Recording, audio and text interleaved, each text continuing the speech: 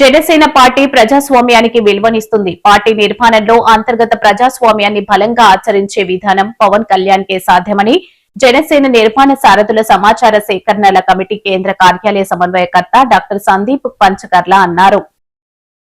నుంచి కూడా 5 నుంచి 6 వారాల సమయంలో దాదాపు 90 నుంచి 100 అడుగుల పైకి ఎత్తుకు ఎదుగుతుందండి. ఆ 90 నుంచి 100 అడుగులు ఎత్తుకు ఎదగడానికి దానికి కావాల్సిన సమయం కేవలం 5 నుంచి 6 వారాలు మాత్రమే. కానీ ఈ రైతు పడ్డ కష్టం ఎన్ని సంవత్సరాలు మీకు తెలుసా? 5 సంవత్సరాల కష్టం. ఈ 5 సంవత్సరాల కష్టం ఎవరికి కనపడదు. ఈ 5 సంవత్సరాల కాలాన్ని చూసే వ్యక్తులు ఏమంటారంటే ఈ రైతు నాటాడు కానీ ఎటువంటి ఫలితాలు రాలేదనుకుంటారు. ఎవరైతే ఈ చైనీస్ బ్యాంబూ విత్తనం మొలకెత్తే సమయం నుంచి 5 వారాల పాటు చూస్తారో చాలా అదృష్టవంతుడితను ఏ పని చేయకుండానే 5 వారాల్లో 100 అడుగులు చెట్టుని ఇతను నాటేశాడని చెప్పి అనుకుంటారు. కానీ ఆ రైతు పడ్డ కష్టం 5 సంవత్సరాల 5 నెలలండి. ఈ 5 సంవత్సరాల 5 నెలలు పవన్ కళ్యాణ్ గారి విషయంలో తీసుకుంటే గనక దాదాపు పుష్కర కాలం పాటు 2008 నుంచి కూడా కామన్ మ్యాన్ ప్రొటెక్షన్ ఫోర్స్ అనే ఒక వ్యవస్థని స్థాపించి ఆ రోజు నాటి నుంచి యువరాజ్యం అధ్యక్షుడిగా ఆ రోజు ఆయన చేసిన శ్రమ, జనసేన పార్టీని 2014లో స్థాపించినటి నుంచి కూడా ఆయన పెట్టిన కృషి, దానికి ఫలితమే జనసేన పార్టీ ఈ ఎన్నికల్లో 21 స్థానాలు గెలవడం. దాని ఫలితమే ఈరోజు రాష్ట్ర వ్యాప్తంగా కూడా మారుమూల ప్రాంతాల నుంచి గ్రాస్ రూట్ లెవెల్స్ నుంచి నాలాంటి యువకుల్ని పైకి తీసుకొచ్చి ఈరోజు మీ ముందు నుంచో పెట్టి నిన్న మీకు సీకే కన్వెన్షన్లో తీసుకుంటే కనుక దాదాపు 825 మందిని రాష్ట్ర వ్యాప్తంగా పవన్ కళ్యాణ్ గారు హ్యాండ్ పిక్ చేసి, అంటే ఏ విధంగా అయితే కనుక ఒక సీడీ యొక్క గుణగణాలను చూసి దాని ప్రొడక్ట్ని చూసి టెస్ట్ చేసి ల్యాబొరేటరీ టెస్టెడ్ అని చెప్పి మనం సర్టిఫై చేస్తామో ఆ విధంగా ఇన్నేళ్ల పాటు టెస్ట్ చేసి యువతీ యువకుల్ని ఆయన ఎన్నుకుని వాళ్ళకి ఈరోజు రాష్ట్ర స్థాయిలో గుర్తింపు తీసుకొచ్చారు. మరి మీరు తీసుకుంటే కనుక అరకు ప్రాంతం నుంచి బాబురావు అనే ఒక వ్యక్తి మారుమూల ట్రైబల్ కుర్రవాడు, అదేవిధంగా భీమిలి నియోజకవర్గం నుంచి ఒక టీ షాప్ నడుపుకునే శివ అనే వ్యక్తి, తెనాల నుంచి టైలరింగ్ వర్క్ చేసుకునే ఒక శివకుమార్ అనే వ్యక్తి, ఇలా వీళ్ళందరినీ కూడా రాష్ట్ర స్థాయిలో జనసేన పార్టీలు ఈరోజు మనకి జనసేన పార్టీ నిర్మాణ బాధ్యతలు అప్పచెప్పారు. మరి కాబట్టి ఈ నిర్మాణ బాధ్యతల్లో ఎటువంటి కార్యక్రమాలు నిర్వహిస్తాం అనేది ఈ విషయాన్ని మీ అందరికీ నేను తెలియజేస్తాను. సో దీంట్లో భాగంగా మనకి పవన్ కళ్యాణ్ గారు, మా అధ్యక్షులు పవన్ కళ్యాణ్ గారు ఒక కమిటీని నియమించారండి. దీంట్లో కమిటీలో 28 సభ్యులు ఉంటారు. ఈ సభ్యులు మొత్తం మీద కూడా ఒక అబ్జర్వర్, దాంతోపాటు 3 సీనియర్ నాయకులు, 3 సాధక్ రిప్రజెంటేటివ్స్, దాంతోపాటు 21 మంది సాధక సభ్యులు. సో వీరందరినీ కలుపుకుంటే కనుక ఒక పార్లమెంట్కి 28 మంది సభ్యుల్ని అధ్యక్షులు పవన్ కళ్యాణ్ గారు ఈ సమాచార సేకరణ కమిటీ కింద నిర్ణయించడం జరిగింది.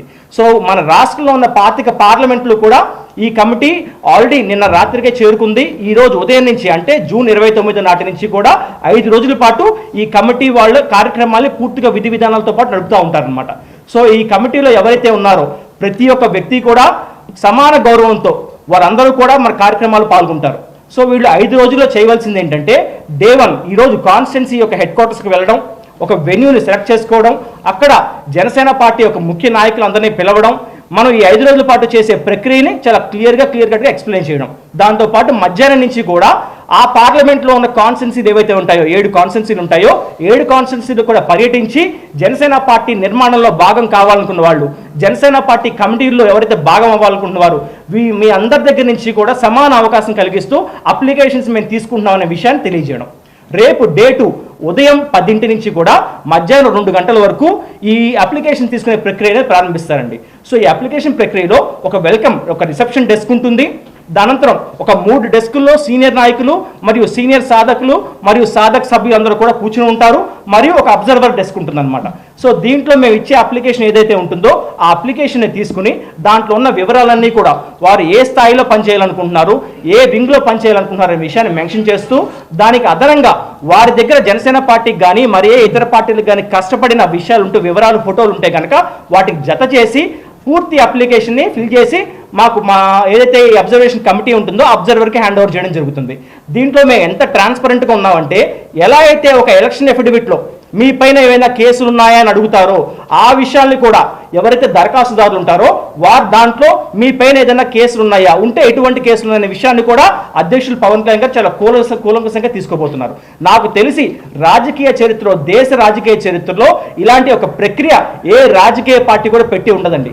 ఏమన్నా ఉంటే కనుక కొన్ని ఐడియాలజికల్ ఆర్గనైజేషన్స్ ఏమైనా నడుపుతున్నాయేమో కానీ ఒక జనసేన ఒక పొలిటికల్ పార్టీలో ఇలాంటి ఒక ప్రక్రియ తీసుకోవడం ఇదే మొదటిసారి. ఏ అధ్యక్షుడైతే, ఏ పార్టీ వ్యవస్థాపకుడైతే కొన్ని ఏళ్ల పాటు గ్రౌండ్లో తిరిగి ప్రజా సమస్యలు తెలుసుకుని ఏ విధంగా అయితే ప్రజల్లో మమేకం అవుతాడో అలాంటి వ్యక్తి మాత్రమే సామాన్య కార్యకర్తలు ఒక కష్టం తెలుసుకుని సామాన్య కార్యకర్తల్ని మెంబర్షిప్ దశ నుంచి కూడా లీడర్షిప్ వరకు తీసుకెళ్లే ఒక బాధ్యత వాళ్ళు తీసుకుంటారు. మరి ఇతర పార్టీల్లో మా తర్వాత పెట్టిన పార్టీలు కానివ్వండి, మా ముందు పెట్టిన పార్టీలు కానివ్వండి, నేను ఛాలెంజ్ చేసి చెప్పేది ఏంటంటే ఇలాంటి ఒక ఇంటర్నల్ డెమోక్రసీ మరి ఏ విధంగా అయితే కనుక అబ్రహాం లింకన్ గారు for the people, by the people, to the people అని చెప్పారో మరి అదే విధంగా ఒక ఇంటర్నల్ డెమోక్రసీలో జన సైనికుల యొక్క కోరిక మేరకు జన సైనికుల కోసం జన సైనికుల చేత ఎన్నుకోబడే ఒక కమిటీకి అయితే ఉండబోతుంది. దీంట్లో ఈ కమిటీ యొక్క మెయిన్ బాధ్యత ఏంటంటే అప్లికేషన్స్ తీసుకోవడం. ఏ కార్యకర్త అంటే ఏ ఉద్యమి దీంట్లో ఏంటంటే ప్రతి ఒక్కరికి కూడా మెంబర్షిప్ ఉన్న వ్యక్తులు మాత్రమే ఎలిజిబుల్గా ఉంటారండి. సో జనసేన పార్టీ సభ్యత్వం ఉన్న ఏ వ్యక్తి అయినా సరే ఈ కమిటీ వద్దకు రావచ్చు.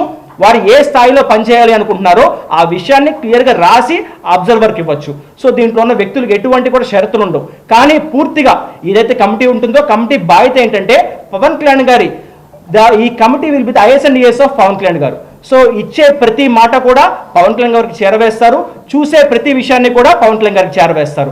సో ఈ విధంగా ఈ కమిటీ కేవలం అభ్యర్థుల్ని తీసుకోవడం వరకు మాత్రమే పరిశీలిస్తుందండి. అనంతరం తీసుకున్న అప్లికేషన్స్ని ప్రతిరోజు కూడా సాయంత్రం ప్రెసిడెంట్ సెంట్రల్ టీం నుంచి ఉన్న 5 వ్యక్తులు దీన్ని డిజిటలైజ్ చేసి ఏ రోజుకి ఆ రోజు సెంట్రల్ ఆఫీస్కి ఎన్ని అప్లికేషన్లు వచ్చినాయి, ఎవరు అప్లై చేశారనే విధాన్ని డిజిటలైజేషన్ ద్వారా సెంట్రల్ ఆఫీస్కి అందజేస్తారు. అనంతరం ఎవరికి ఏ పోస్ట్ రావాలి అనే విషయం మాత్రం పూర్తిగా అధ్యక్షులు శ్రీ పవన్ కళ్యాణ్ గారు మాత్రమే డెసిషన్ తీసుకుంటారు. మరి ఏ విధంగా అయితే కనుక ఈ కమిటీలో 28 మందిని కూడా గ్రామ స్థాయి నుంచి కూడా ఎన్నుకుని పవన్ కళ్యాణ్ గారు ఈ స్థానాన్ని కల్పించారో అదే స్థాయిలో పవన్ కళ్యాణ్ గారు పరిశీలించి అప్లై చేసుకున్న ప్రతి ఒక్కరికి కూడా వాళ్ళు మండల స్థాయా, గ్రామ స్థాయా, పార్లమెంట్ స్థాయా